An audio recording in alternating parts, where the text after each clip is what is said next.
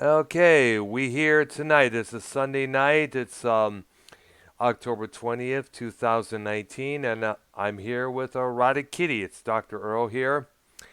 And it's the first time I actually done the regular stream, just a chit chat stream in a while. About a couple years, basically. Not a couple years, about less than a year since my past computer went to shit. So, Kitty, it's been a while since we talked. How are things hanging? Pretty good. Getting back into Mm-hmm. getting back into everything. That's good. Mm-hmm. To listening to the Mm-hmm. shows. All right. Did you get it? Or I Did you? still have trolls around. I know. Well, I know we had talked about that a Like, couple. Like we. what's his name? Etsy. Every time, it doesn't matter. Every freaking time I go into, especially like Drew's Mm-hmm. chat or any chat I'm in, here Mm-hmm. comes SC. SC He Steve. Yeah. hasn't All right. realized that Did I know him you as get it? SEC. And he's I always still got, have don't trolls want to work around. with Blake no more. I'm like, really? Come on. Aren't you tired of that? Nobody's talking about that anymore. Mm-hmm. It was a joke if you listen to Ken. Ken swears to God it was a joke. Mm-hmm. Yeah. Because he talked to me about it. He's Okay. like, I didn't do it to hurt your feelings. I'm sorry. Yeah, but then now I know that it was a joke. Mm-hmm. I think everybody would feel like that if you didn't know it was a joke and you heard yourself being called a hippo. Especially when I shouldn't talk about. I mean, I know who said it, Mm-hmm. I and know. Yeah, we if know it's his coming name. from that, if it's coming from that person, I don't pay two heeds to it because how in the fuck would a blind guy know how if you're big or not? So I don't pay two hoots to it. So Mm-hmm. I always thought, how in the fuck is he gonna know whether you're ugly or fat or anything? He never felt me or anything. I know. I wouldn't let him. Yeah. It's, Didn't let him. yeah. No. So I guess he stayed clear away from the community since all that was revealed. I know that. Well, then that's his problem, isn't it? Yeah, I know that He is shouldn't true. be. I kept my mouth shut for the longest time because I wanted to be sure. Mm-hmm. I had thoughts of my way he acted when anybody talked about my daughter and the way he fucked around with Alex about my daughter, Mm-hmm. and then I heard all this crap about what he was doing. I was like, man, I'm not saying anything till it's proven. Mm-hmm. Oh, So I've kept my mouth shut a lot about all right, that. all right. So, did you hear about the whole what last happened last Friday night? I think I believe I watched that monetized. Yeah, I heard about Because that. That's going to be talked. That's going to be talked about for a while now, I guess. the, the cop was cool about it, Yeah, he though. was. It's not like He was. it wasn't a dickhead. I've seen Nope, some he wasn't. dickheads that would have ran the name and shit like that. Yeah. So you got to give it up to the They, cops over there. They were not bullies. They were not threatening or any of that. So they do get a lot. they So they do give a lot of well, got a lot of credit for that. That's for sure. Hmm. well, yeah. I mean, I all he did was he was. It sounded like he was worried more for you. He was. Yeah, He he was was one. worried. Yeah, I mean, I don't want you to get beaten up or anything like Mugged that. or I walk. understand. Yeah, basically walking out from looking out for my safety. Basically, what he was. Yeah, yeah, and that's a lot better than having an asshole. Yeah. Mm-hmm. Um, Plus, Because I've seen cops act like assholes when they do that, and yeah. they So act like holier than thou. I know. So I you got to don't give. like So that. once again, you got to give it to the police over here for being cool like that, you know. But I know a lot of And you people. I know a lot of can't people are rid gonna of that be like, asshole. oh no. That's the asshole in Texas, huh? Now, now my question is how. I wonder is how many views of that particular episode is gonna get more now because of that. You could. Hmm. Cause you know that they're all the assholes. Not Joe. I'm not talking about Joe, but No. Hmm. The his little birdie like Bird that and don't. Yeah, no, his little birdies. Yeah, the ones that don't know shit. now And I'm not saying Bird because I like Bird. yeah. Yeah, he's a cool guy. I know we hung out on Ken's program a couple of times there, you know, a couple of times. I think it was on Joe's show as well a couple of times before. Mm-hmm. Yeah, when it was on Ken's show when it was open season on Scott. Sorry. Yeah, gosh. So I take I it might do that. I might say anything. mhm, I because like I said, I don't like. I mean, I don't mind it. I don't mhm, mind Scott being in the chats, but mhm, I don't like it when I'm sitting there trying to enjoy the show and I see him talk about people and shit like that. Like he talked about you mhm, and he talked about Minnesota Vikings fan, mhm. and then he starts off real slow, and I'm like, here it comes, because I know he's going to go back to, something really old, and he always does. Mhm. I'm no Like surprise. I said, I got shocked yesterday when Mhm, I checked, and I wondered why Pro V was saying something to me, and mhm, he wasn't.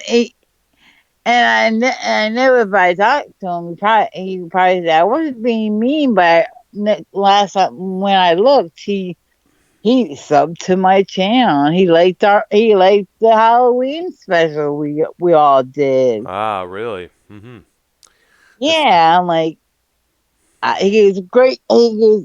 He wrote good comments. They had great content in it. I'm mhm. like, really? I sat there. I listened to it today. Wow. About what did others say about the other episodes that we all did? I don't know whether he's looked at him yet or not because I I know. said something that um, and you had been you had been a you had been part of my show, and I said, of course I know him, Mhm, and so of course I love him, and I wouldn't say anything bad mhm, about him. mhm. Yeah. And he said something about it, and then I could have kissed Kenny Chris. Mhm, Kenny Chris goes, yeah, listen to Fro there brag. You never had a big time show, and I'm like, I do not pay attention to any of his programs because I know it's mostly what the kind of content's going to be. It's supposed to be like, talking about this conspiracy, talking about that conspiracy, trying to twist this stuff, twist that stuff, twist this, twist that, well, that's why I don't listen to Scott. I don't, I Because don't listen. he could have. I mean, if he would stop with going back to the old stuff, Hmm. if he knew how to let that shit go, and not, if he wasn't so egotistical about himself, Yeah. he'd Hmm. have a good show. He really would, and Yeah, but I'd listen to it. But all he does is talk about how great he is, and yeah, how he how speaks the wonderful he is. truth. It's like I've been through that. Remember? I mean, I've had a show with somebody else that was like that. If you Hmm. remember, Yes, I remember. Yeah. I knew that crap. Yeah. But then again, that's how And Scott then, is. He believes that he is the the maker of all the rules. He believes that he knows more than So, everybody else. You don't know as much as I do. Ha ha ha. But yeah, and how? then I told him, I told him one time, I said, you know what? And that's why he got mad at me. He wants to call me names. I said, do you know how long I've been in? I'm not a newbie.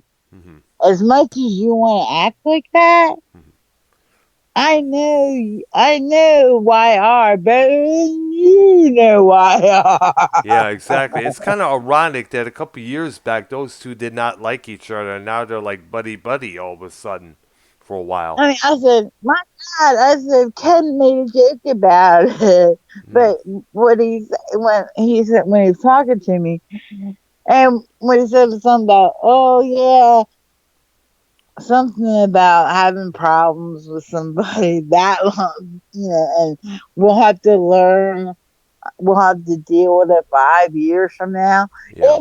If Scott took a look at my my old shows and that, the same exact thing. I mean, especially when me and Stacy and you, we all got and you were all there, Bailey. Yeah. We got pissed off because YR was doing the same shit he's doing Yep. now, Exactly. Trying to distract everybody from what and they're I supposed thought to it do, was and trying to get everybody all riled up and triggered. that's what he does. Yeah. And I think the reason why And he does that's that is because it nothing. caused drama. He likes causing drama. I mean, Tommy even said it one time on, I guess, Ken's program. Scott is the drama kingpin. You know. I mean, drama's one thing. I don't mind talking about drama, but if you keep going, excuse hiccups. If you keep going over, I told you it was going to be like this. I mean, nobody wants to hear that. Nobody Hmm. wants to be called stupid asses Hmm. when he does that shit. Hmm. Everybody in my fucking chat is stupid. Nobody wants to hear that. They're not going to hear. They're not going to want to hear that. If they hear that, they're going to Yeah, like turn nobody wants away. They're to going hear to leave it. this guy. It's condescending. You might not mean it, but it's condescending to. Yeah, it's condescending. Nobody wants to be. I don't want to be. I don't want to be talked to like I'm a 3-year-old little kid either. Yeah, but then again, that's how Scott is. Like I said, he believes he's above everybody else. And He ain't he above called. nobody. Yeah, he called up again under the alias name on that episode of Monetize This last Friday night. He wanted to confront me about why I am abandoning him. How come I shit on him and all that stuff? Well, well, Scott, here's the thing. You and YR keep Yeah, calling me you call me late at night. You call me while I'm at work. You try to contact me when I'm doing things. One time yeah. I called in on, Justin Bailey's pre-Memorial Day stream there, and I was to come and hang out I with like him that. and Drew. And then all of a I like sudden, listening to his yeah, it's awesome. Yeah. And show. basically, Why? anyways, basically, after I get done from the call, soon after they both call in, try to troll the shit out of him.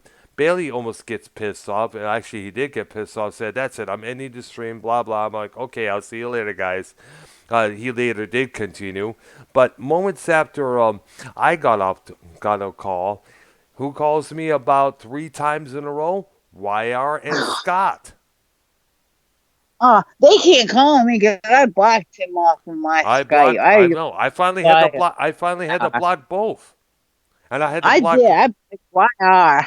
I didn't even give an answer for because I'm like, what? Why the fuck is Scott sending me this shit? I Um, mean, yeah. And here's another thing. YR kept saying I had to block both their channels because of the simple fact that they were saying things like "I know where you go and I know where you live" and stuff like that. One time YR was like, he who said something cares? about we're taking your the channel down because of violations. Now I never made no damn violations. It's still running. I'm still streaming on it, as we could see. 'Cause you're So not doing shit to. I didn't do it because You're not no, doing shit. I mean, I did shit nothing to no one. I violated nothing. is that talked about? I mean, the one time, and Bailey admitted it. You know, he forgot, but it was as much shit as was talked about on that show. It was only because we were talking about something, Uh huh. and that they didn't ding they just ding me for it. They didn't give me. It was nothing that took my show down. You know, took the show down or Yeah. anything. Yeah. Oh, and by the way, Constantino, what up, dude? We're talking about Scott and YR, by the way, but we will get to Tommy as well. Hmm. Ah, oh God! Yeah, cause he's still, When cause he gets Tommy's mad upset at about me. What up? is when he wants to get upset, talk about Canada and yell like that all the time. Oh And God, the whole time, either he gets Joe upset or he hmm gets Ken upset. triggered. Because I've seen Scott do the same shit Hmm. he does as what Tommy does, and I like Tommy, I really do. But when he wants to start that, oh, why they're always picking on me? All of you are always picking on me. Not, not, not Joe nor Ken, Ken or JB, or everybody anybody, else. the fucking audience. It's not them, it's their audience. Yeah, And they they're have no control of that. exactly. They're gonna say whatever they want in either the chats or in the donations. You know, Tom. Right. Dave Rose, JB tried to point that out to Tommy one time on that episode, but Tommy, he Oh, doesn't want to listen. the only thing I've ever said to Tommy, like I do in the stream, is I get tired of hearing him whine about it. Hmm. I get tired of him getting all upset and yelling. What is the point of listening to you if you're going to yell through your shit? I don't want to hear him say, "You fucking asshole." Yep. No, talk to the people. Don't talk to the fucking, Here, to here. somebody that's and change your fucking number. I know we went about You it know how many times. Then he comes up with this idea saying like, "Oh, well, I don't want to have to remember it all, the new one all the time. So like, write it on a that's piece of all you paper or have on a to business do. card and keep it in your wallet." Nobody has to see it. I mean, like, I get Yeah. tired of the excuses. I've told him that. All Hmm. people, he needs to stop with excuses Hmm. and stop blaming autism because it's not He has done that. autism. He has done that. I think what it is the way he was raised. He was probably, well, he's a '90s kid. We all know that. He was raised probably to be sent to adapt to a sensitivity, entitlement, and sensationalism. Know how he likes to sensationalize everything, as you mentioned a couple years ago. Yeah, he And does. He's yes, spoiled. If he and he needs to stop and set people straight. yeah. Yes, Every, I have not been with women. If that's the truth, that's the truth. There's mm-hmm, nothing to be ashamed of. mm-hmm. Yeah, what's But even I can tell that he's hiding something because it gets really strange mhm. One to thing talk to you I about. think we're all getting sick and tired of him blowing his lid every time Deb A's name is mentioned. It's like, is he that protective of her? Is he that like what the hell? It's like, is he scared of losing her? I think what it is that They, Tommy doesn't have a female companion, and he is so desperate for one that he'll risk anything can just to have one. I mean, and that's half the problem why I can't get anybody is because that's embarrassing. Yeah, it is. Embarrassing for a girl if the guy acts like an asshole. Yeah. If Debbie were to see all this stuff, she'd be like, "Goodbye, I'm done with you." That's for sure. You what? If I mentioned that if Debbie were to see Tommy act like that, like he did last Saturday night, where he started actually crying Debbie is going to be like, well, screw this guy. He's almost close to 30 and he's crying like a little baby. Forget that. I'm gone. Too, he needs to stop. But sadly, no matter how many times all of us, try to get it through his head, it's one ear and not the other. Period. And I'm sorry. Yeah, if you want to talk to him about sex, he acts weird, and that hmm just makes Probably because people he's think there's because he's still got wrong his with V him. card. That's why he's still Yeah, got. but that doesn't matter. You should be ashamed of it. Now, because probably then again, I was probably raised don't, in an I area don't, where talking about sex is wrong. Playing with yourself is wrong. He probably was raised in that hey, area. All that kind of stuff. Remember, North Carolina, usually was play areas like in North Carolina, South Carolina, Atlanta, GA, or Birmingham, Alabama. They're kind of like kind of have this little righteousness, holiness about them, where they try to obey God's words and this and that. And I think that's probably where yeah, but my Tommy was guy's probably raised as well. older than you are. You know, I'm going to admit this. Yes, I turned 50 Yeah, this. Yes, I did. yeah. Okay, I'll be You turning turn. 51 in March. Yeah. And yeah, my parents didn't treat me like that. And hmm my God, if you remember, our parents in that age were the strictest on Yeah. anything. Yeah. And my God, I could understand if we grew up the way we did, where you know everybody else, like my husband hmm was grew up in the 70s and things hmm like that. So he's had a sexual revelation and hmm all that. Yeah. Where the only thing you can do, the only thing you had to do was go, hey, hmm to a girl, do you want to or not? And she could say yes or no. And he's okay. And then, it was no Just a biggie. minute. But our sexual, my sexual awakening was in the middle of the fucking AIDS thing. So we really didn't have one. I had everybody. I mean, the worst that anybody had, it wasn't getting pregnant or getting an STD Uh huh. anymore. Yeah, I know. Yeah. I'll be You back in had a second. Go ahead you and had talk. to be afraid of dying. So we didn't really have a sexual awakening period when and it killed me because I had friends who had brothers and that were dying of AIDS and things like that. Everybody understands that, you know, if you weren't in that, if you didn't, weren't in the 80s and things like that, you don't know how devastating AIDS can be. And I'm not saying to have AIDS myself, AIDS yourself. I'm saying how devastating it is to know somebody. That's devastating.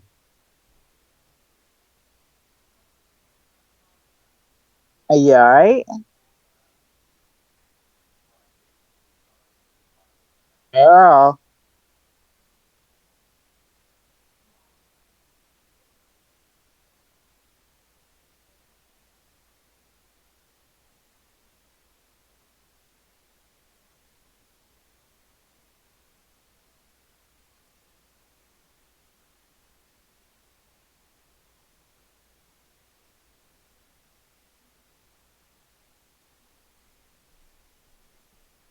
Are you there, Earl? Yeah, I'm here. Just a second.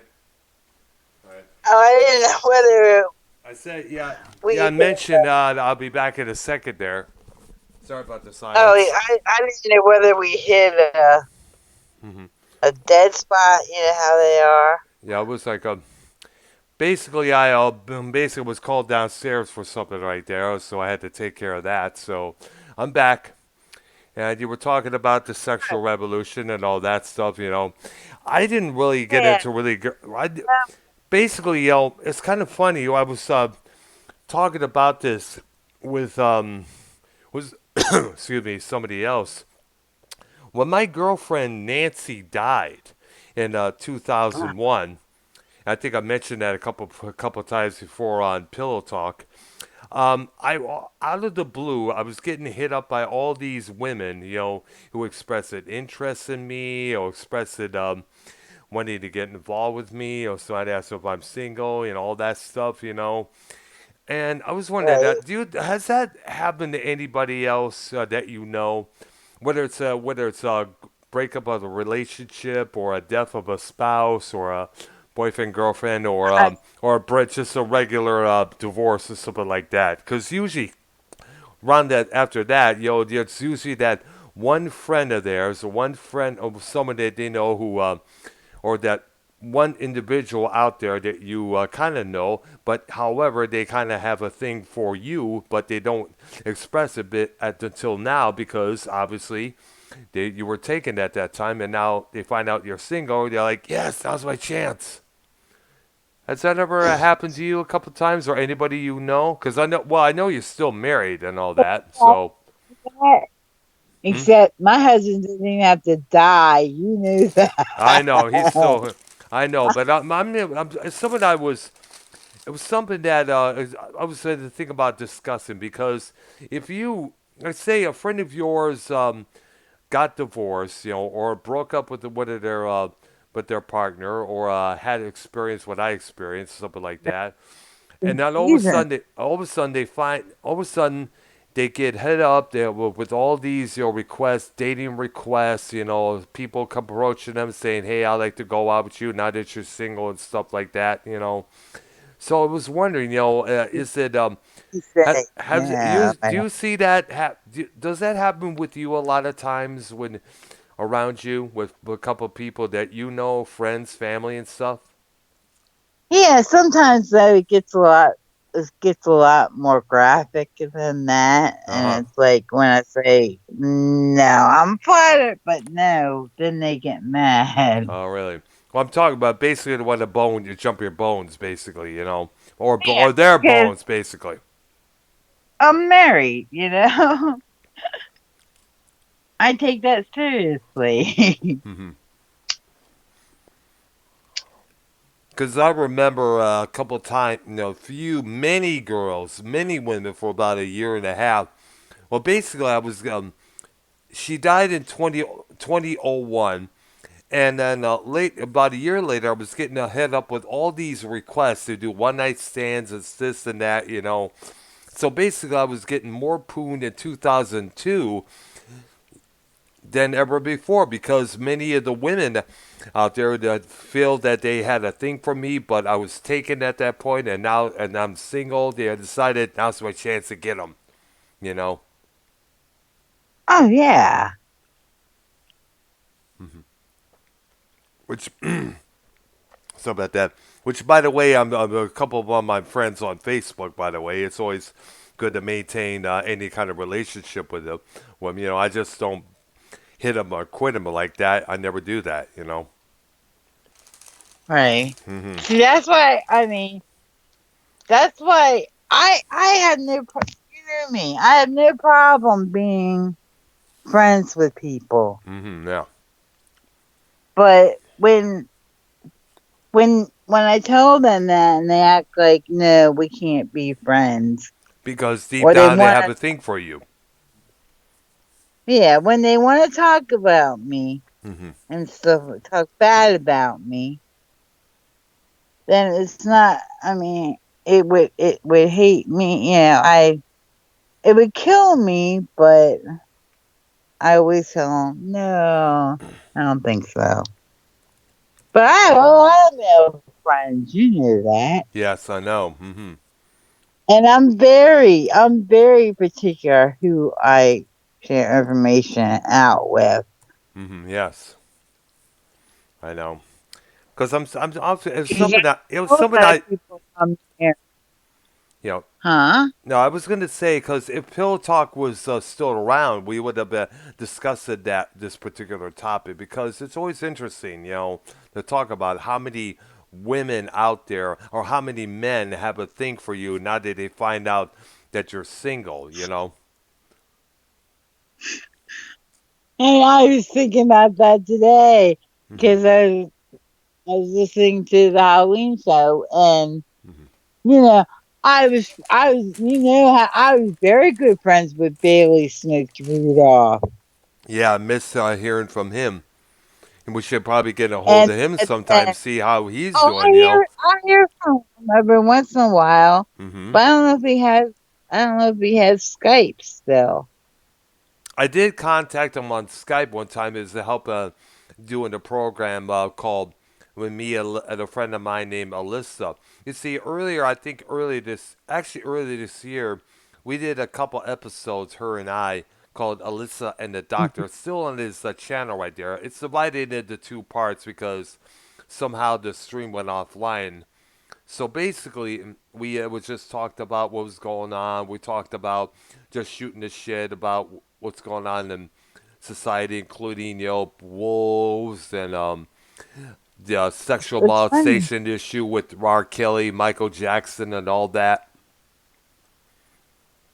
And basically, it was just one test stream, and then just one episode one. I was hoping to get a hold of her so we could continue that on my channel here, but sadly, she never got back to me. So I kind of miss him, and plus I know he's been spending more time with Ray Rollins. Bailey is. I hear about that, but he also confided in me to me in something that I don't know if he's ever said anything No. about how he had an addiction to it, and I'm like, why didn't you tell me? Wait, what? You want And to repeat that I again? can see how I he called it addiction, but I think it's more like he got caught up in the drama and things like that. Mm-hmm. And I've seen people do it. Mm-hmm. So today I've seen, in today's turn, I've seen. And that's why because he hit me up, he goes, "Do you want to do it again?" I'm like, let me think about it. But, Mm-hmm. because I really wasn't going to. I really didn't have any thoughts of that. Mm-hmm. Because everybody goes, "Well, you just quit." I quit for a reason. I had health problems. Mm-hmm. You can't have stress in that when you have lupus. Wow. Yeah, Mm. and I try, if you notice, I don't get like I can't get like Tommy, and I don't get like that. If you think of when you think about it, I Mm-hmm. don't. When people, even people, when Scott tries to be an asshole in chat, Mm-hmm. I really don't. I'm really calm about it and Mm-hmm. stuff. I say what I have to say, and that's it. Because you can't have it, Mm-hmm. because it tires me out. And I told him, Mm-hmm. you could do it. But I don't know if Sam had a lot to do with it. And I do, think she had a right to step in like that. Yeah. Mm-hmm. If she did have, because I know how things were getting with him. And I don't know if, I even told him before that I said, if you have another thing going with Ray and all that, don't, you Mm-hmm. know, Ah. at least tell me. Because, I mean, I didn't think Pillow Talk was a big show, but I know when I listened back to it that everybody had fun on it. Mm-hmm. He did. We did. We used to have fun, and that used to go for hours. I Yes, I think remember. So I think what was the longest I time we did? 3 hours, I think it was. yeah, 3 and 4 hours, and that's Wow. why I snicker. Joe says, I'm going to do a marathon, or Kansas, I'm doing a marathon. I'm thinking, Hmm. you don't know what a marathon is. Because, I mean, all you do is talk. And the one thing I liked about it, and I had no problem with them, with those guys having donations and that, but Hmm. that gets kind of old when you're competing. I mean, I see Drew's having a problem, has problems with his donations and that. Wow. And I like Drew. Hmm. He was one of the first ones that really welcomed me Hmm. back when he saw me. Because somebody wanted to get nasty and say something about, oh, wasn't she Stacy's somebody? And he goes, no, we're not going to do that. Because Yeah. people don't understand. I didn't do anything with Nope. Stacy. No. Oh. No. That was no. It was all just AMSR, and usually And yes, AMSR is usually just verbal stuff there, all talk yeah, but no and yes, action. yes, Ken was right. He did try that. He did try, you know, even when and he is, and you were just mediocre. I'm like, I can't, because I didn't feel like that Hmm. when, yes, when, if you ever hear the Hmm. pillow talk with me and you hear, ah, yes, Hmm. that's me. Yeah. Hmm. But I Here's couldn't do it. I can't sit there and play do that for kind of stuff. somebody Pretend you're on a to have sex that. line or something like that, basically.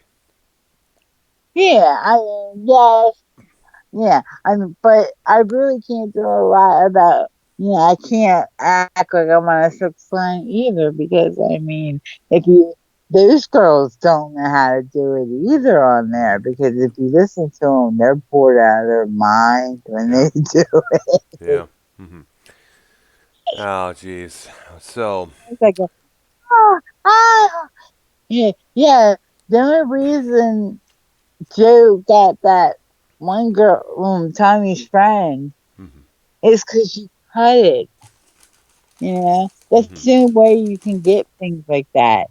I'm sure if she heard what they were doing to it, she wouldn't be happy about it, Yeah. because that's a personal thing. Yeah. You know, I can tell she's not having orgasm. She was just going, I she was know. just, She was surprised that ah, Tommy barged in, the way he did. yeah, because there's no way. But then And again, I mean, but then that's again, why. you know how Joe is. He'll take certain sound bites and just make it more funny, or add it to it either sexual or something like else. Like one time I said like Monica, something else about Monica getting points, gaining in the leads. I think it was. And I said, cool. And Joe thought that was funny, so he made that into a soundbite. And so when it was like, Doctor Earl, what do you think of Metallica doing this? Like, cool.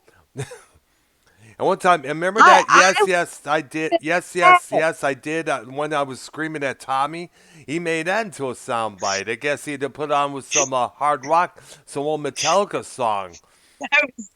funny when you said something about you, his daddy or something. Well, basically, I know what you're talking about. The reason I said that it was a joke, basically saying your daddy wears a strap on because he can't get it up no more, so he's got to please the old bitch somehow. Yeah, bits like that. That's funny. They're funny as hell to God. It's one of those moments when you're not trying to be funny, but it ends up being fucking funny as hell. Yeah. Hmm. I mean, yes. I mean, I hate YR and I hate Scott, but they've had some funny moments like that with Hmm. Yeah. that. Yeah. That's like, I know to this day I would know who they talk about when they go, come on, Ken, or come on, Joe. I Oh know who that God, is. come on, that's dumb. That is I dumb. know who it is. Because that's what he used to do all the time. Hmm. Come on, man. Come on, Rocky. Come on, the Richie. Uh, Because remember, he Bruce, used to call those guys all the time, and they just be like, "Oh, fuck you, young. Why you using a New York area code number, dude?" They one time I checked out that one stream that they were doing on that same Sunday night that Justin was doing his before Memorial Day, and they were using every area code they could think of, and they were like, "How did you get Earl on the Justin Bailey show?" So they called him, trolled him, and next thing you know, as I mentioned, they tried calling me 3 times in a row, which I refused. You know, it was done on purpose. They do that just to fuck with that's people, why I basically. Young, Hmm. because he wanted me to get back on. He wanted me, because if you remember, him and I met on Ken's show. Yes, I We used to do remember. Ken's show, Yes, I and we remember. used to do it with Tiffany, and it kills me when they want to talk about Tiffany. Oh gosh. You know, I mean, I know that she could be a bitch when she wanted to be, yeah. but Hmm. she was a good person. Then here's the thing that gets me about the her and her James. The fact I don't know if you may remember this that a couple times, whenever I was on the Yeah. call on that show, James would read out of a book Thomas the Tank Engine. And then I guess I found out, so what the hell is going on here? Because then I found out from a lady named Volina on Heather's program that there was a shot at me because basically, because when I first called in on that show, when I first started calling in on programs like those, I would have trouble getting my words out at times. I know people would be shocked to know, and you know I do, Yeah. what I know. Mhm. I just never said anything. Mhm. I mean, I mean, that's why I used to laugh and it would piss Scott off. I would Mhm. laugh at him when he would say, "You newbie." I'm like, really? Yeah, get away, little boy. Mhm. Yeah. Don't know nothing. When he would say, "You don't know why," or I would sit there and laugh at him. Well, I was just, here's the thing that irks us the hell out of Scott. He claims he has all these facts. He comes up with this claim, and he has this claim here. He claims this. He claims that, but yet he has no proof. We need to see the proof, well, Scott. I mean, And I a lot of tried to times, say that that's why last night. I said, listen to this. I've asked my husband to listen to him Mhm. when he's talking about his Mhm. military experience and that. And my husband laughs at him Yeah. Right. because my husband was in the Navy Mhm. and that, Mhm. and my husband laughs at him Uh huh. because yeah, he used to talk to my dad, and my dad and him would know just what to talk about because my dad, even though he wasn't in the Air Force anymore, Uh huh. he was on post and he would work behind the fence where they do have people with guns Mhm. behind the fence, things like that. Here's what And he would this guy's a fucking idiot. I mean. You know what I think it is. Uh, there are a lot of theories about what makes him. I think what it is that obviously he's mentally ill. We all know He that. really is. Yeah, He needs to stay where I saw where he put up where he was at a hospital. yeah. But the thing is, there's two kinds of mentally ill people who do He needs to those who stay on that. He needs those. to stay on them. And then he wants to tell me He thinks he's hurting me by saying, "You need help. I don't need help." Yeah, that's how they usually some mentally ill people cannot won't accept it. They believe that they're normal and everything is fine. They believe I've that never told they them know I'm they normal. believe. I know what kind of expression I have. There's some who believe that they're normal, and some who do acknowledge it as well. A couple of people I know on my Facebook have that issue right now, and they admit it. But sadly, That's Scott is why one of them. Not one of them. why I was saying I'm real as fuck. I'm like, you're real as nothing. He's You not really real. are. He's not real. Wire's another one who's probably mentally ill as well. How he's Why still are he's in his 20s, I he's an believe, and he's still asshole? living with his father. Something's up with that. I know, and then he wants to say, oh, and when he was saying, "Oh, I'm in the I had BDSM experience," and what the hell was did he? What the hell did he show anybody with the fucking picture of his back? His back, I don't know. I I don't did know. Did not someone whip it? that. Unless somebody whooped his back, I don't want to He see didn't it. get whipped. He's got no idea what it is to get whipped. Yep. And my husband knows that about me. hmm He has seen me be black and blue. Wow. That's not a lie with that, with the black and blue Uh marks and that. He huh. knows when I had my ass beat. Yeah. And he's like, what the hell is this shit? What did Damn. he do? Scratching stuff when he was itching? I don't know. I have no idea what the fuck is wrong with. Now, why are I will go to say this.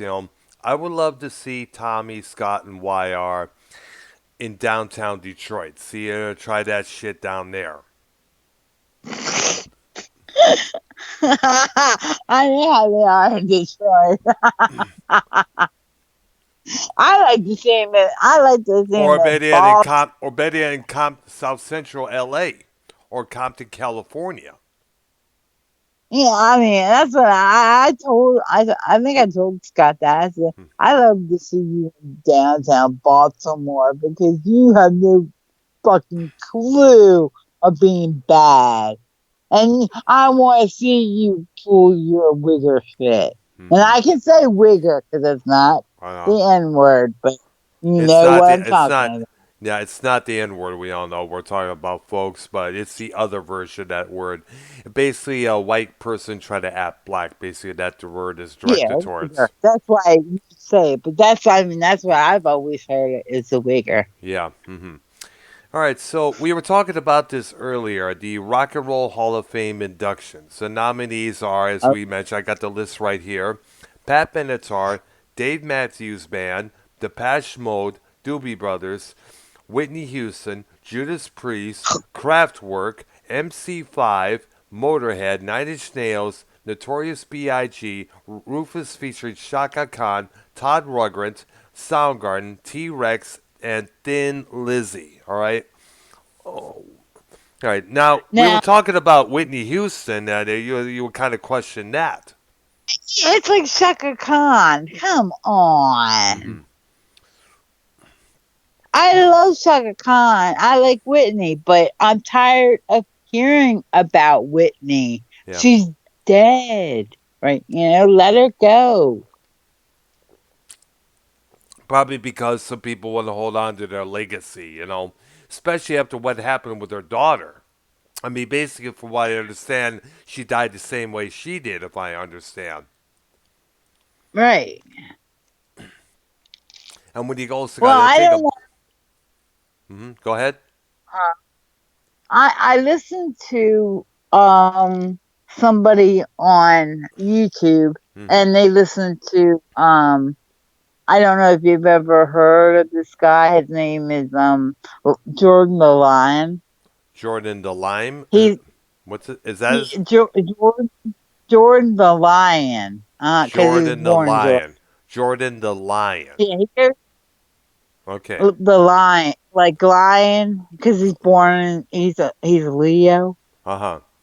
Yes. but Jordan the he's lion. I like get it now. a Mm-hmm. yeah. He's done a lot of.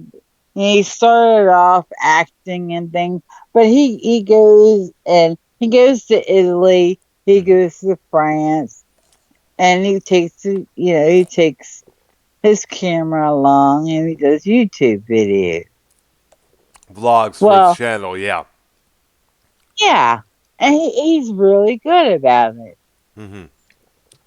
But there is this one lady that I know people that are, oh, she's talking about a psychic. Mm-hmm. She's not a she's kind of like a psychic, but it's not like that kind of thing. Mm-hmm.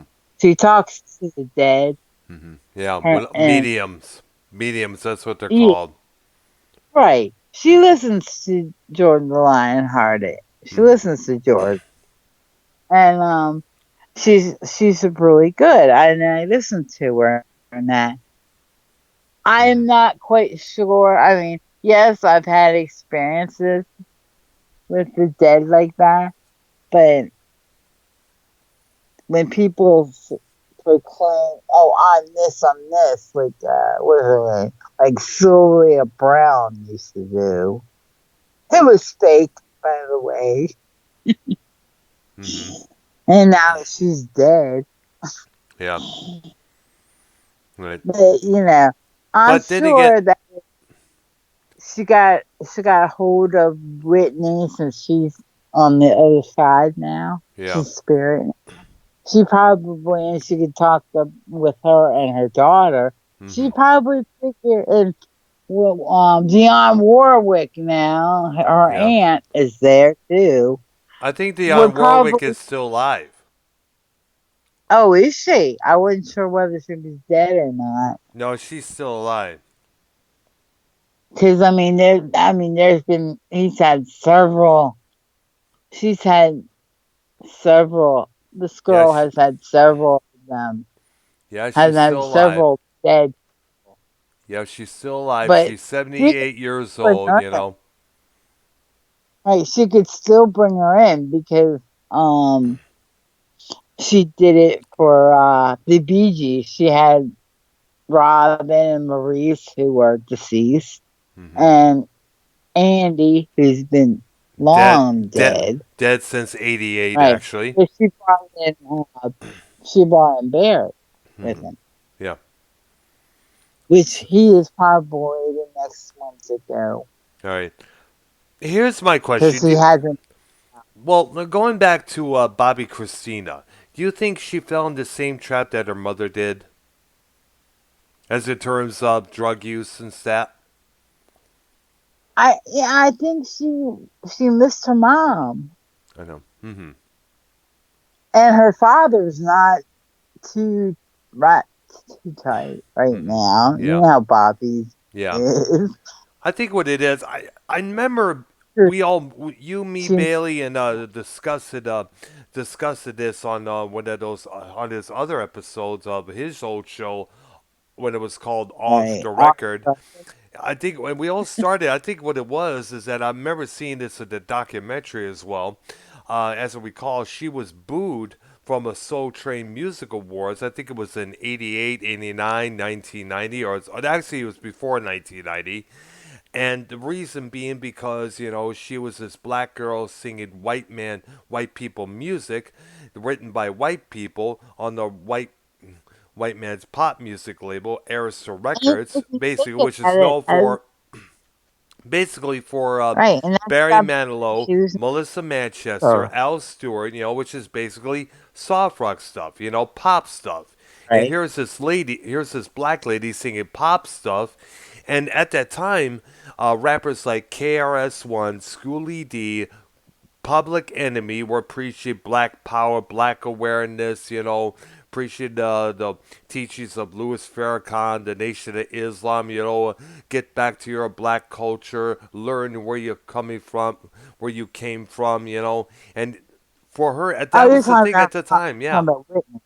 yeah, and I guess that kind of her She had being her booed band. off, She was good. No, go ahead. You there? Uh-huh. Yeah, I was taking drinks. Sorry. All right. I think what it is that that kind of hurt her deep down inside. It kind of made her feel kind of upset, or I guess deep down inside, they're expecting her to tell you what, you want to be a thug, I'll be a thug, and that's I guess somehow she got involved That's with Bobby Bobby. Brown, who at the time was Yeah, and writing he he was was writing successful with with his solo career at that time when it was successful. Then all of a sudden, he they was get with married. back even with Black, well, not Backstreet, Blackstreet, wasn't it? Yeah, What do you mean? What do you mean, Bob? no diggity. What's Yeah, yeah? he was. They had Diggity Bong. I think it's called No Well, but Diggity. That's what well, it's no, called. that's I think that's Teddy Riley. Bobby Brown was the New Edition. No, it was called Blackstreet. He was in that No Really? Diggity. No, Yeah, probably make an appearance. I guess it was. I guess do a little 'cause I singing, a remember little bit of rapping, he or sing whichever that that song. I remember when that song came out when Yeah, he was into that crap. yeah. Well, basically, But and I that, loved him when he was in Boys to Men. I hmm loved him when he was like that. yeah, yeah. Apparently, he didn't like himself when he was that way. Well, I know that Bobby Brown later had to go to a celebrity fit club because he did gain a lot of weight. You know, don't hear about him much No, anymore. not much. Because I think what it is that here's the thing. I'm thinking this. I remember hearing about this. Bobby Christina one time, I guess, tried to off herself. If I remember, I forgot what year it was. And I guess what it was is that when you have parents that are both drug addicts, that's gonna really fuck with you in the long run. And I'm thinking possibly, Bobby Christina figured if my mom and dad's gonna do drugs, so can I. You learn from what you see. I do it too if you think about it. Yeah, If you watch them, yeah, Bobby. Because Whitney was and a I'm not fucking sure mess. whether Whitney didn't commit suicide. Mm, Nobody knows whether Whitney actually did commit suicide or I not. know. Who knows? Who really knows? All right, now. I mean, I think weird. Okay. It's a weird way to die. All I right. remember when she died. All right. Well, either way, she's going into the Hall of Fame. So Depeche Mode, Oh, which is pretty good. You got to give Depeche Mode a lot of credit. They're still played at the I know. new wave and goth clubs anywhere. Stuff. I was at a place. I guess I was born in the that. place I go to is sometimes called Numbers, which is in downtown Houston. They often have what they call a Black Celebration, which is a Depeche Mode night, where they played lots of Depeche Mode, a lot of different stuff in between. Stuff there like the early albums or come up to the towards the end of the 1990s. They still I play even stuff like "People Are People." Oh, just can't get I even loved enough. Brain Man when he was. I heard it on a show when he was talking about them, and this one guy said, "I can't. I don't. I don't. I only know Rio." I'm like, are I'm thinking, are you sure you don't know? Who doesn't know Hungry Like the Wolf? Yeah. Or Planet Earth, or Girls on Film, or Yeah. Come Oh Undone, or my Ordinary God! World, And Notorious. they won't. They're not bubble gum. Hmm. They're really not. If you think of it. Yeah. Well, basically, it's sad. They're I don't know if they're not on the list this year, but I don't know if they've been on the list in the past year, but probably the next time they'll be on the nominees for the Rock and Roll Hall of Fame. But basically, also included, now this is what really makes me happy. Judas Priest, Motorhead, Nine Inch Nails, right. T Rex, and Thin Lizzy. Oh yeah, and of course Ah, we And of course, we got to I got to throw in these guys. These guys have been long overdue. The MC5, Detroit's own.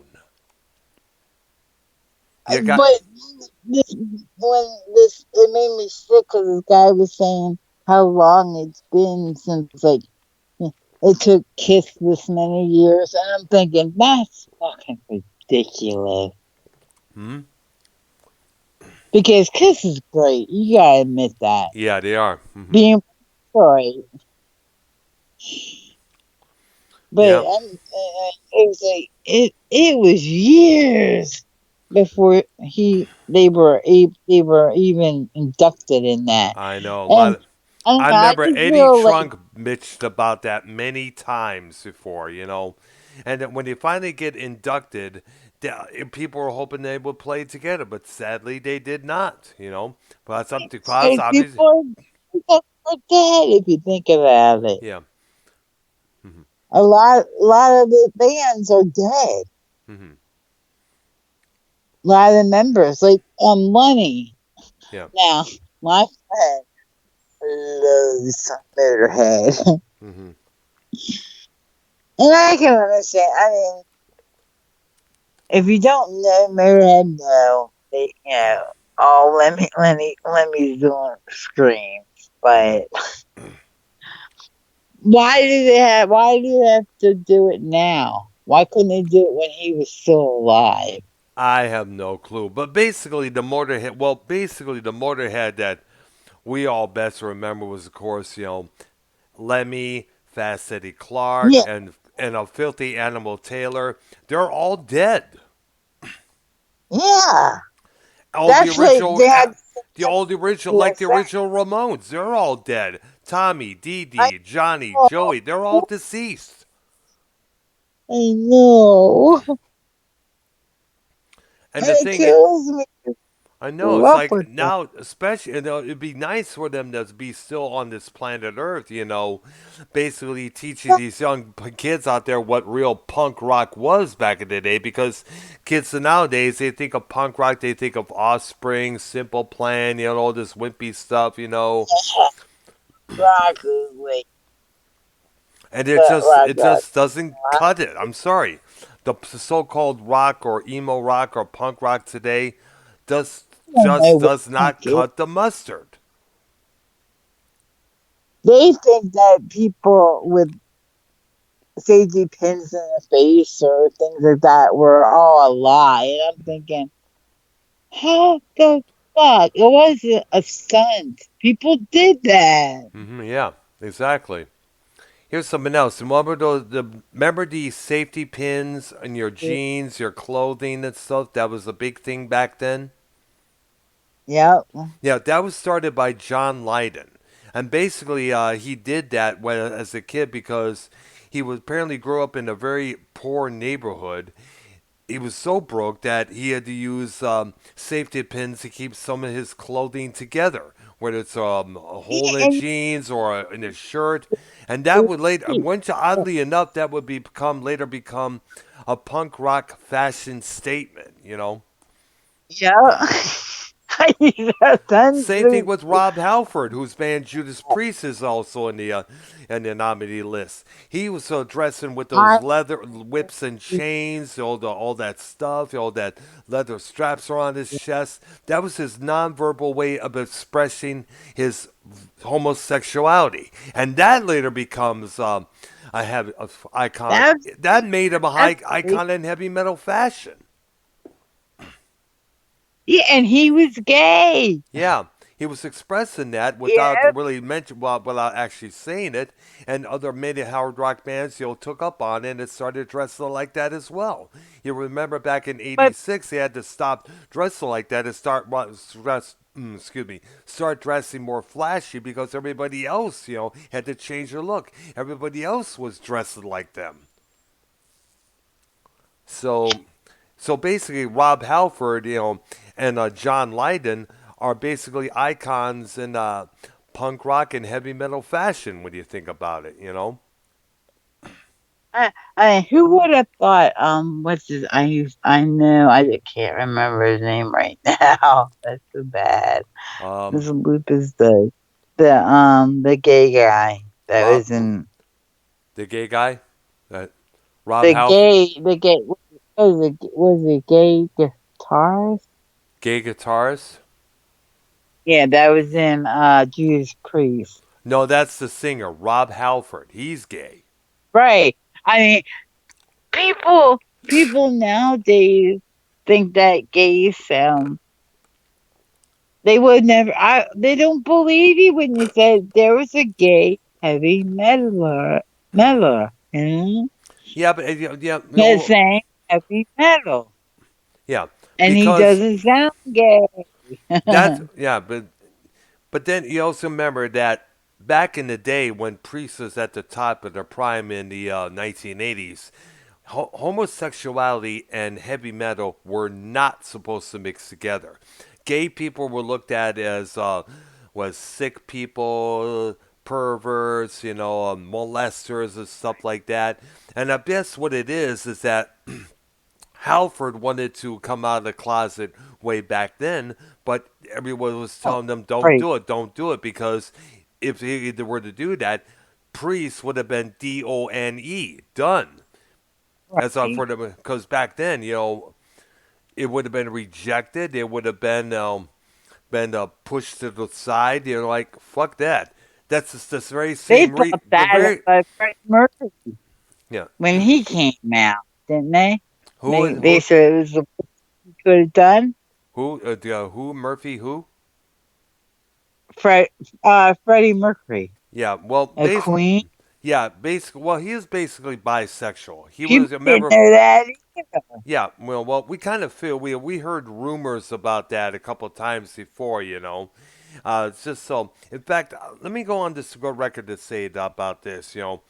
My best friend Dennis. Back in the early '80s, we were doing a job together. It was at in a kitchen. It's a sort of VFW hall a couple times, and he said, I'm thinking Rob Halford may be gay. I said, what are you talking about? So, like, you notice how they never mention a woman's name, or they never mention anything about a female. They never talk about "I love you, my lady love" or anything like that. They always, and when you think about it, all the characters that they always sang about, whether it's Exciter, Starbreaker, Jawbreaker, Painkiller, they're all male. I mean, when you think Exciter, that's another. Starbreaker, they're all male. So that was a big clue Yeah. right there. And the only Or three people. song and the only three songs they had of about women were all derogatory. Those on their two albums. And some of the lyrics were not even written by Halford himself. Believe it or not, the original singer Al Atkins co-wrote those songs as well. Cheater about a cheater, rock and roll about a man-eating woman, a user, and of course, what is considered the all-time Priest classic, "Victim of Changes," about a woman who has a drinking problem.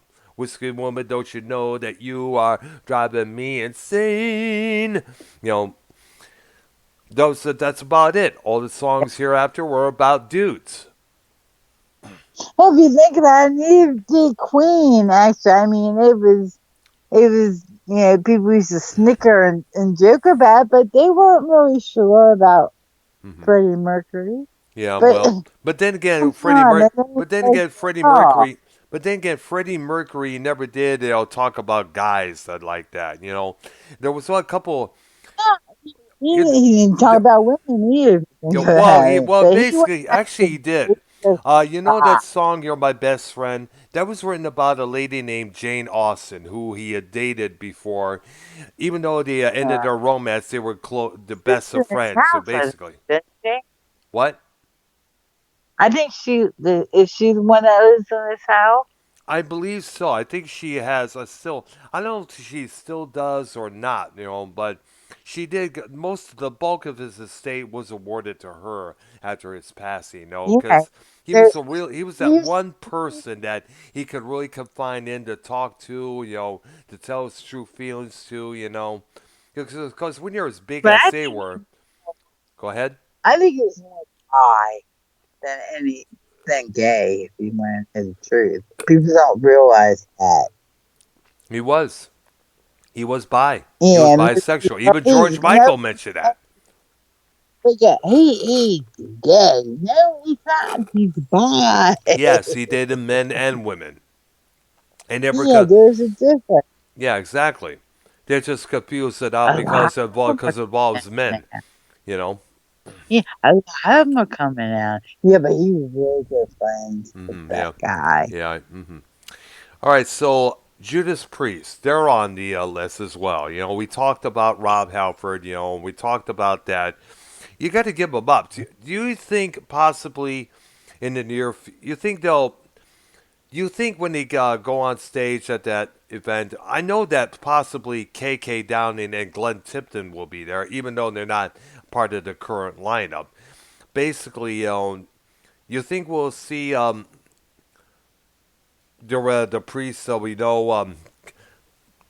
Basically, I know they'll probably have to do a song or two, that's for sure. But you also got to include some of the other Right. members as well. You got to include some of their drummers, Alan Moore, It's Les Banks, John Hutch.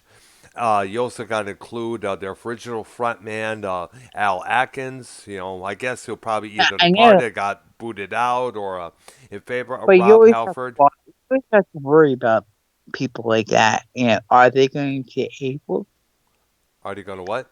Are they going to be able to? Well, here's the thing. I know they'll be able to play, that's for sure. But the question is, Glenn Tipton. As you know, he has Parkinson's disease. He Mhm. wasn't able to do well. Basically, he only did the encores.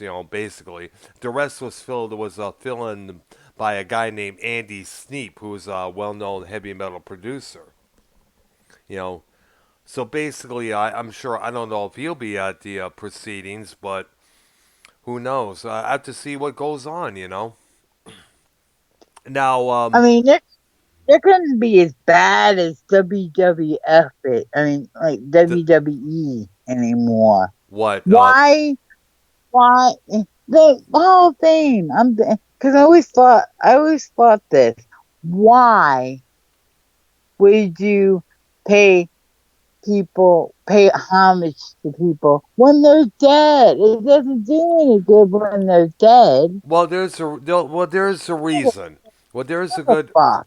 well, there's a good reason because some of the good their work, their lyrics, their songwriting had an influence on lots of people. And lots of those people would later pick up instruments, taking singing lessons, where it's picking up guitars, bass, drums, and stuff like that. They cite that person as an influence for them to get into music, like Oh, that's the Kiss. thing. I don't know Kiss. you, Like, but me, I was for my music honored and all the stuff that they would honor me as being dead. I would rather hear it when I'm alive. yeah, yeah, that's true as well. But you You also, know? but you That also way got to. I know I did something with my life that, a lot of these band members don't know. They think they do. They think, yeah, okay, that they say I'm good, Hmm. but then they would really know if that happened to them. Hmm. They would know if they got honored when they were alive. Yeah, but then again, Because when well, they're dead, they're like, I don't care what the fuck you say about me now. well, That's like I don't understand when people do that at funerals. Don't buy me flowers when I'm dead. You don't appreciate it. yeah. One thing I have a trouble trying to figure out is why the need is to say happy birthday to some of them when some of the people I used to know when they're dead. They're dead. They don't give a fuck. Yeah.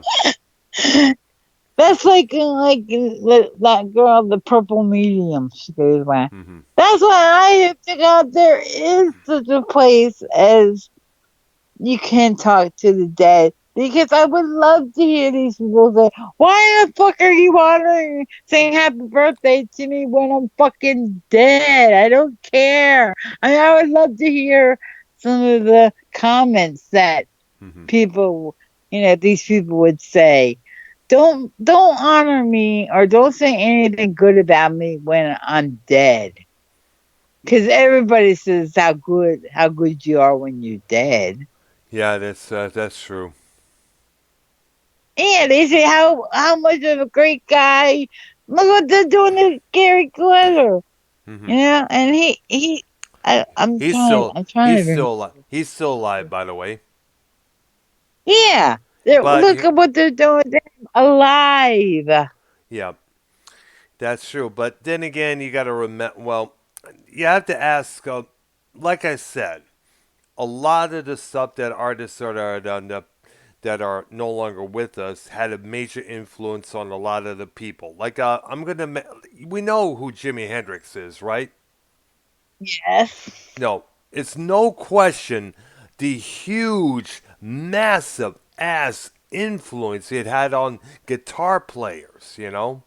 The techniques he Every did good was player awesome. I know. People to this day try to do their best to implicate what he did. I mean, basically, in a lot of ways, Man, it's their kind of way of their appreciation, their homage to the guy for being an influence in their musical careers in their lives.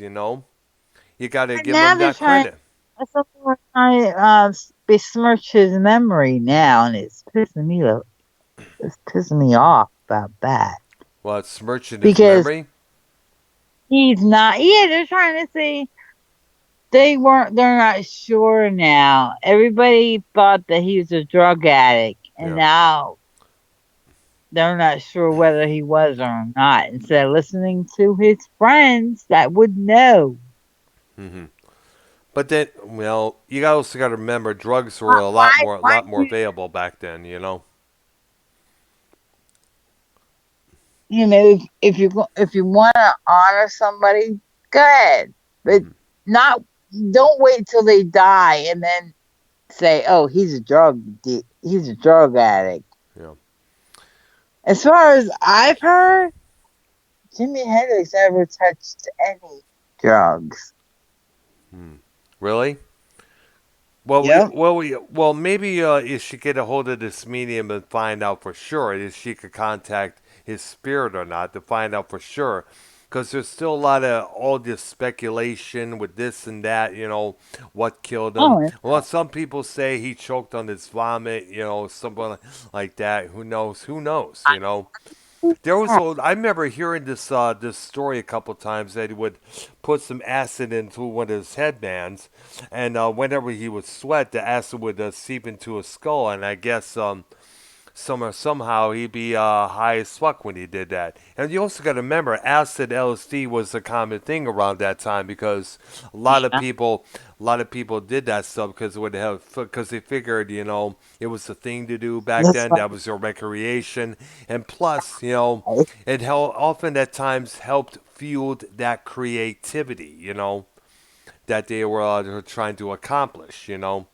I mean, I remember reading the story that Eric Clapton, at times back in the day, thought he was a guitar player when he was high on heroin. So it's a lot of people had that Anybody perspective. that Have did that that song perspective. cocaine. Oh, he just did cocaine. Bullshit. He did that song because he knew what it felt like to be on cocaine. Yeah. Well, actually, it was written by J.J. Cale. It's a cover tune. Yeah, I love that song too. Some think some think it probably J.J. Cale was a drug addict. He probably wrote that. Clapton got heard that and figured, don't mind if I cover this song, and it's became a sense of Gary Clapton staple. You know, Mm. They ain't call him slow hand for nothing. yeah, yeah, I mean, just like they said, oh, the Beatles song "Lucy in the Sky with Diamonds" isn't about LSD. yeah. Bullshit. They often said that. Yeah, that's true. Bullshit. Yeah, that's how some people are. It was basically based on a drawing that John Lennon's son Julian showed to his dad one time. That's where that song But came up of. I think that It was, they did LSD too. yeah. All right. I was like, how the hell can you? I mean, you can say anything you want, but anybody that's been on LSD knows what they're talking about when they're Mm-hmm. singing the song. All right. It makes you feel like that song All does. right. Okay. On to this next group, Uh huh. Kraftwerk. You I've never heard of them. whoa, whoa, whoa! You never heard of Kraftwerk? I don't think so. Oh, Sounds like it might be before my time. Kra- Kitty, Kraftwerk are one of the main pioneers of electronic music. You listen to albums like Autobot, The Man Machine, Radioactivity, Computer Um, World, Electric Cafe. That's there electronica was at a its best. They have a song. okay. There was a guy something about is it the Siberian?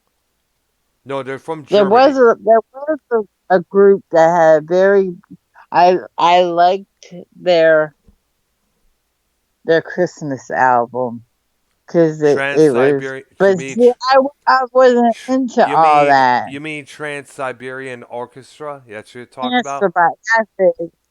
Siberian, uh-huh. Yeah, yeah.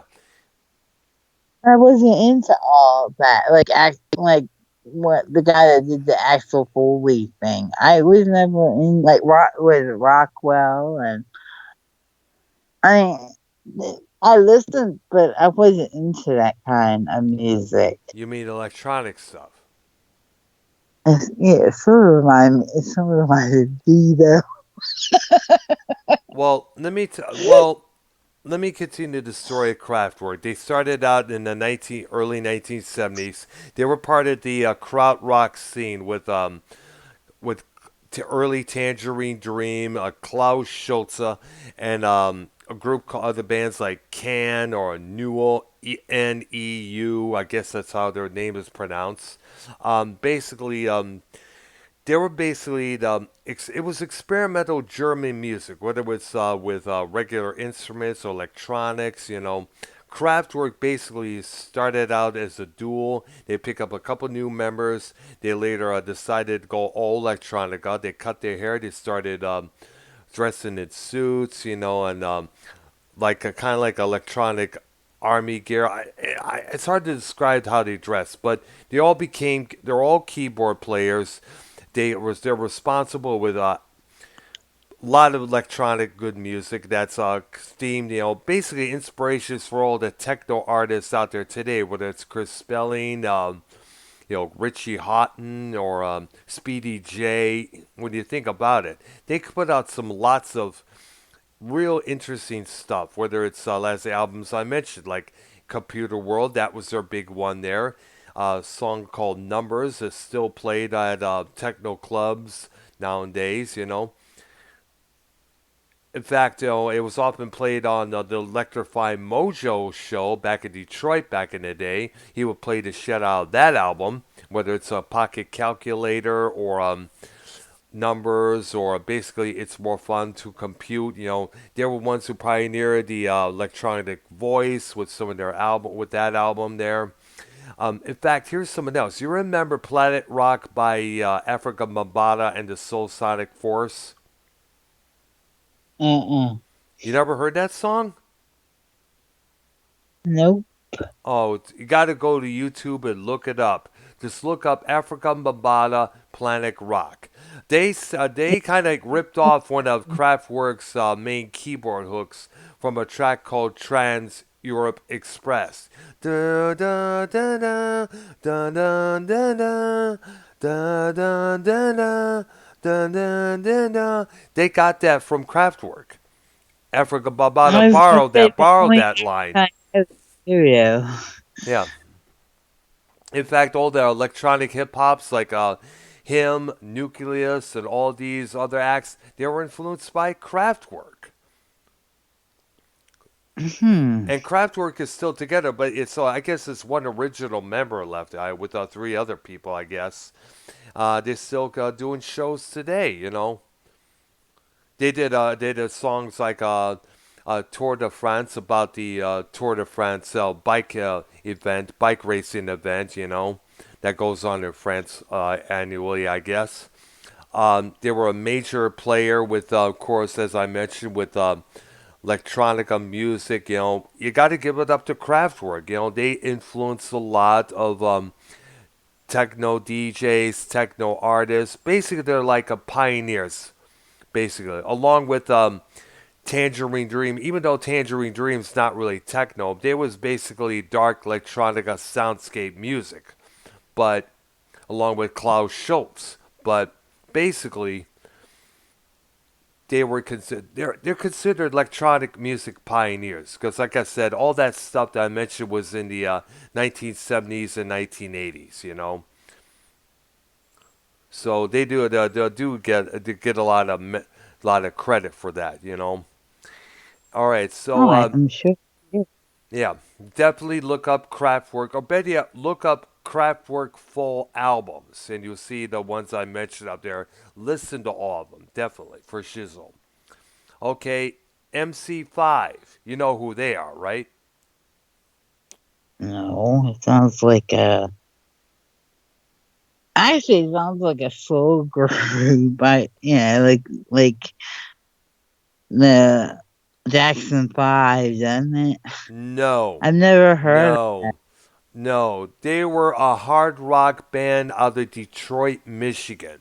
They started out in the later half of the 70s.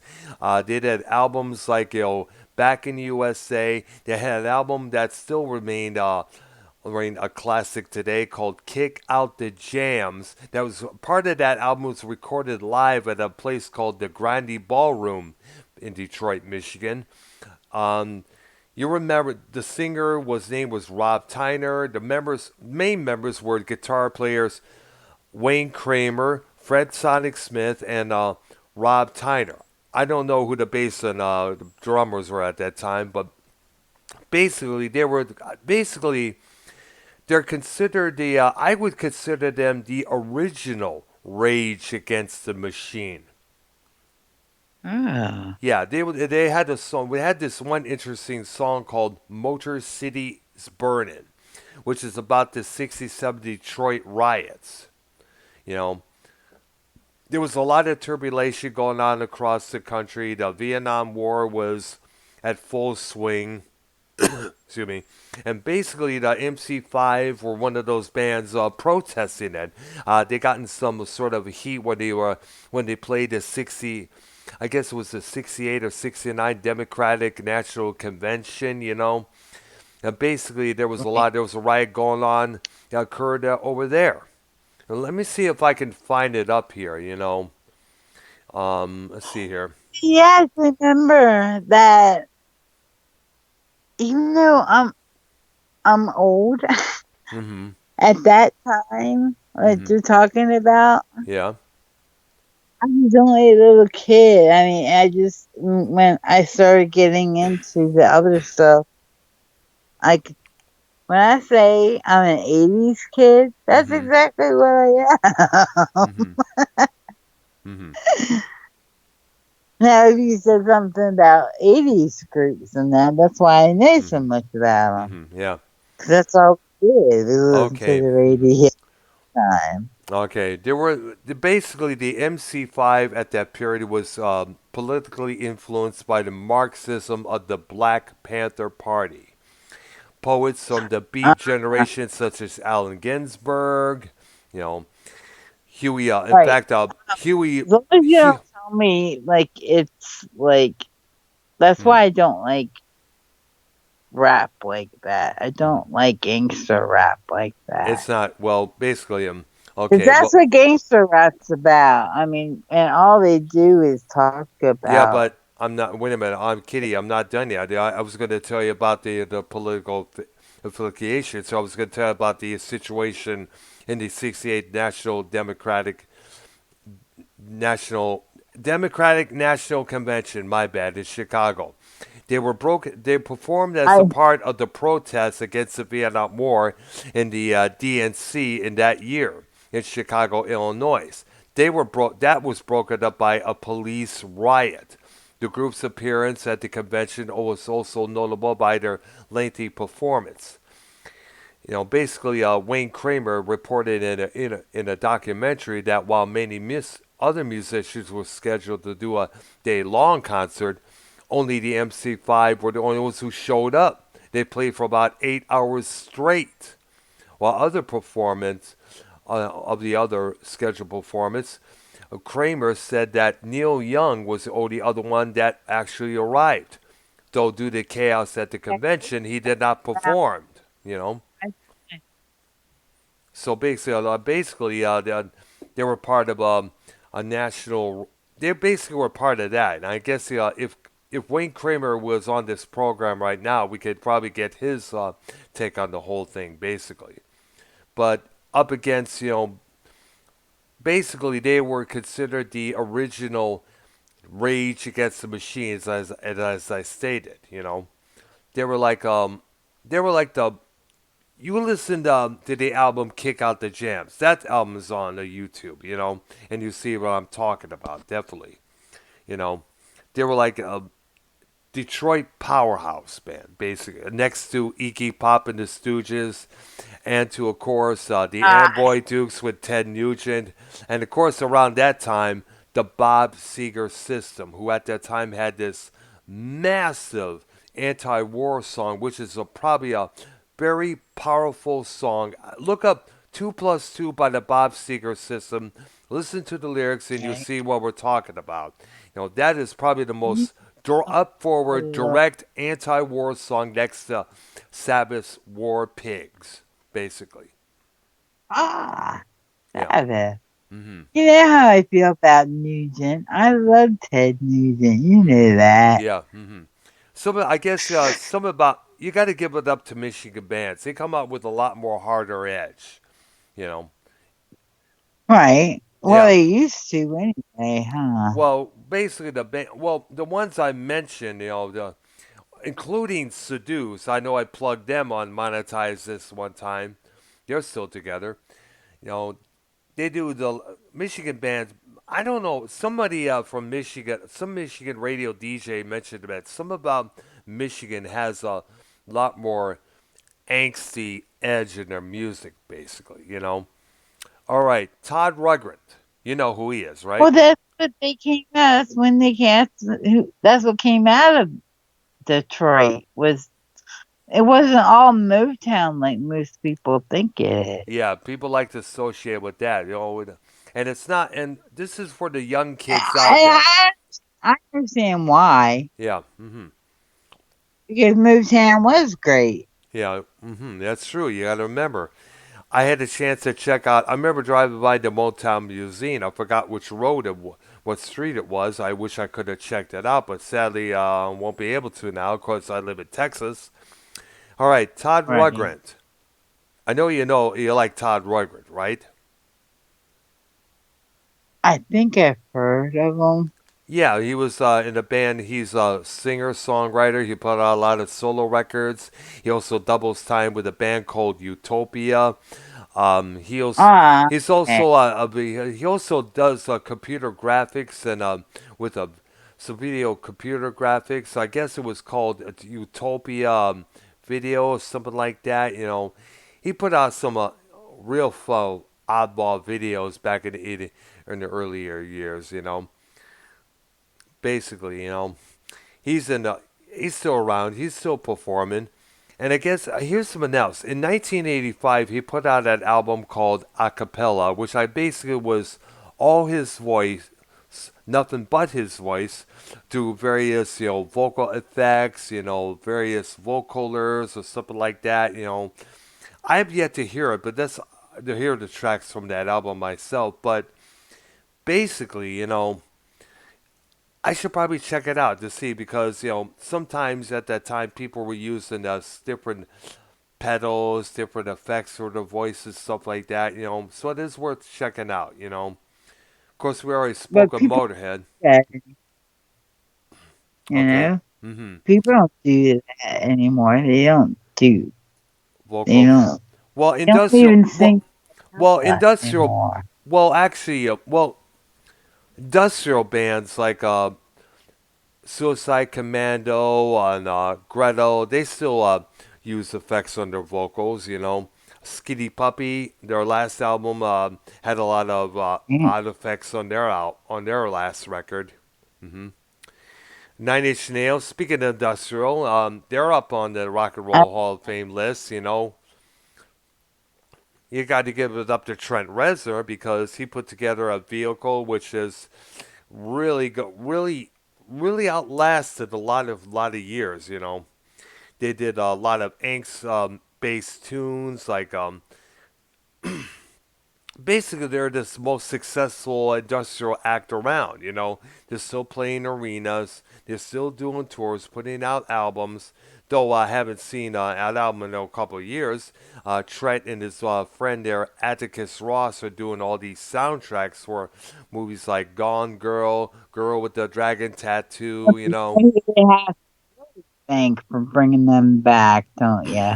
What? Nine Inch Nails? Yeah, you know who they really have to think of, who they have to thank, and he's long gone now. Who? They have to thank the man in black. Johnny Cash. I think he was already nominated. I think he's I know, already I think he's already in the Rock and Roll Hall of Fame.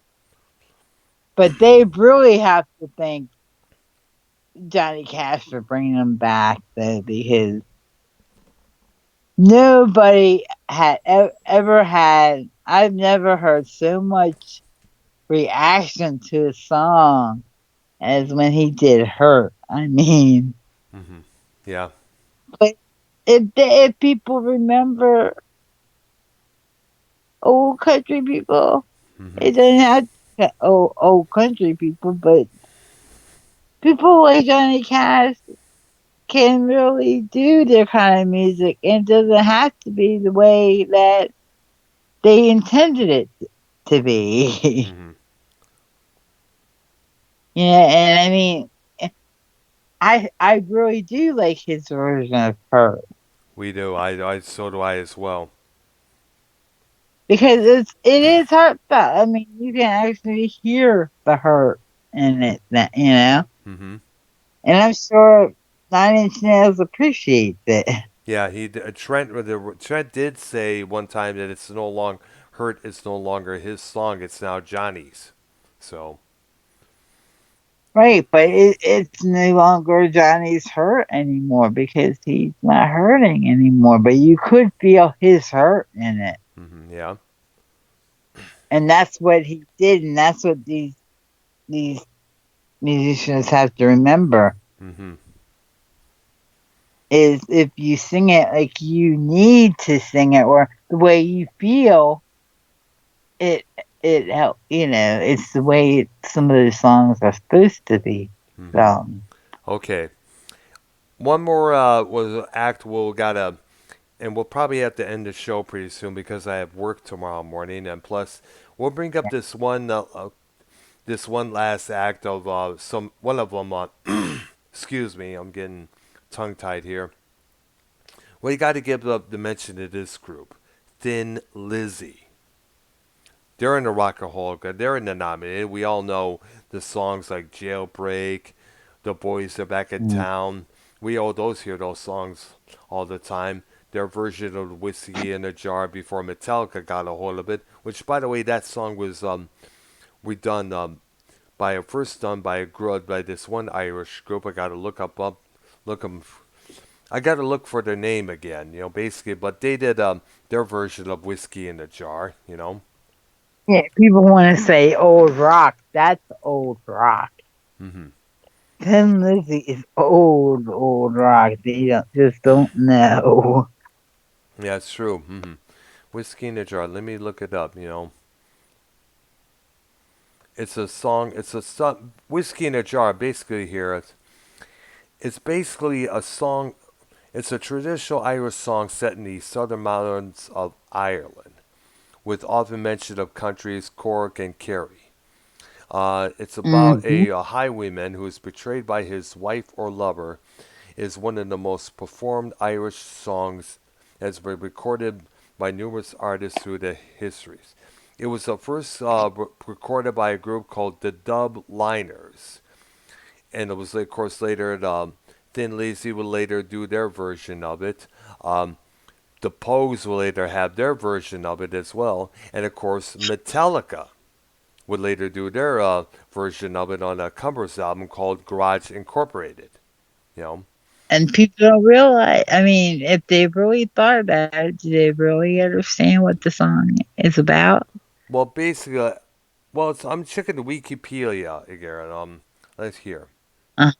Okay, Because someone done somebody wrong song, if you want to think about it. I know. Yeah.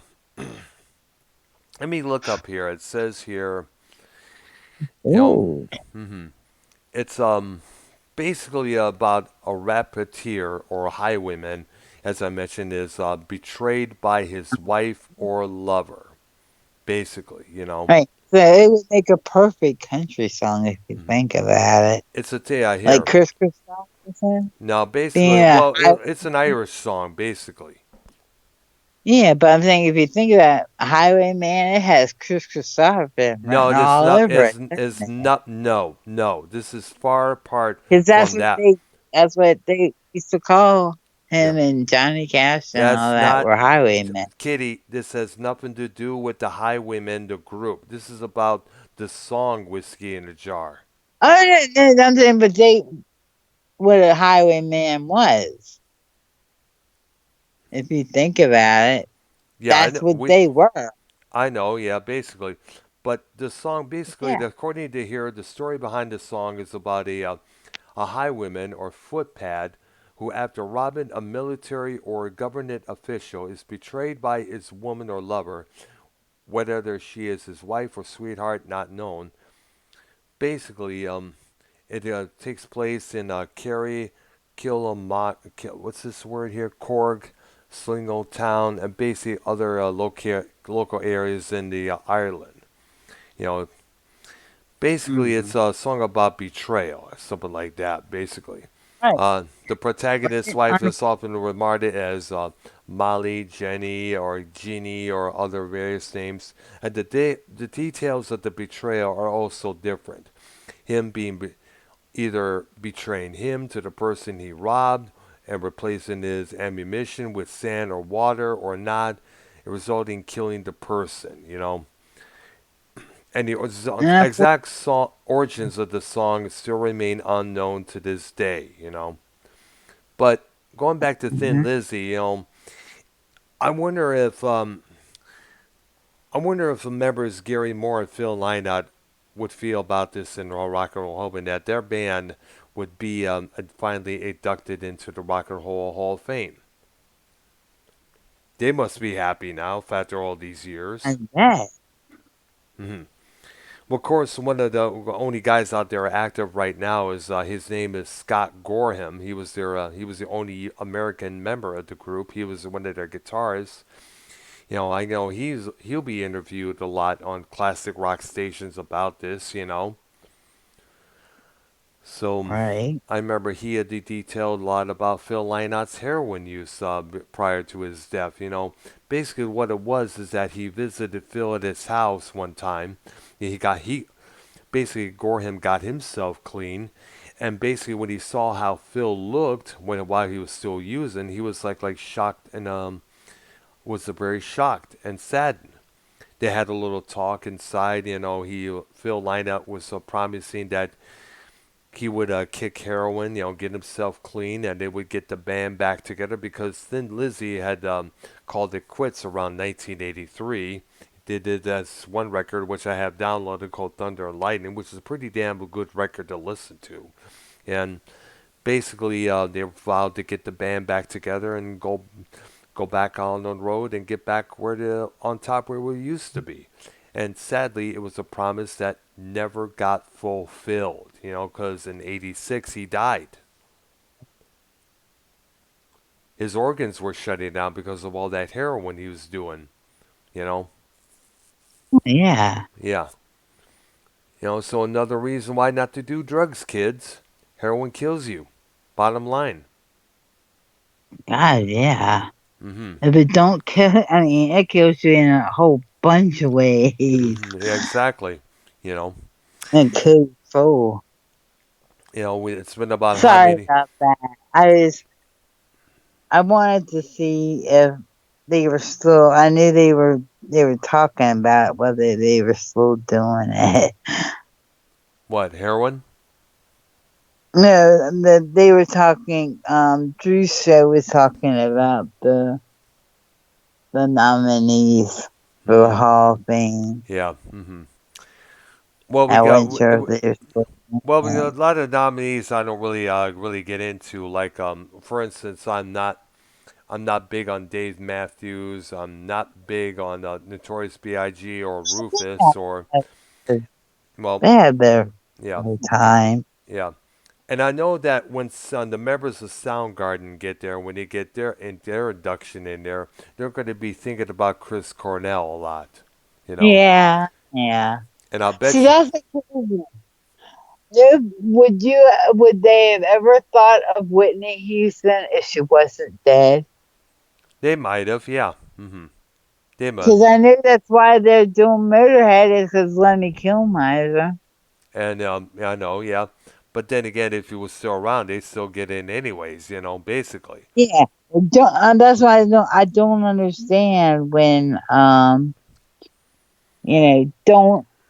don't nominate him. No, the only I think reason I think what it if it's is that so that they're only nominating because somebody's dead, don't nominate the band. well, I think what it is Not you if have it's I think what it is you have to wait about a certain period of years before you get inducted, and I guess you also have to. I guess I think I'm not too sure how it works, but that's the only way I know. You have to wait about I guess 20 years or something like that, or 30 years to get nominated to be inducted.